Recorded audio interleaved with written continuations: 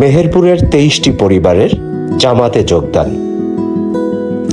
আজ রবিবার সন্ধ্যার পরে এক যোগদান অনুষ্ঠানে মেহেরপুরের মুজিবনগর উপজেলার মোনাখালী ইউনিয়নের ভবানীপুরের 23টি পরিবার জামাতে যোগদান করেছেন।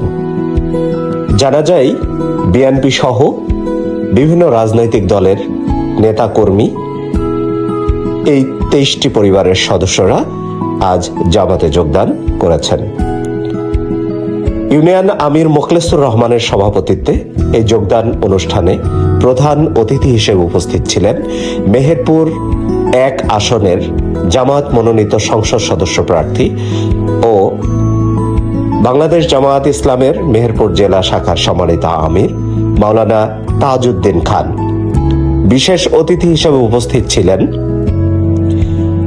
জেলা জামাতের শুরা কর্মপরিষদ সদস্য এবং সাবেক উপজেলা ভাইস চেয়ারম্যান জনাব জার্জিস হোসাইন।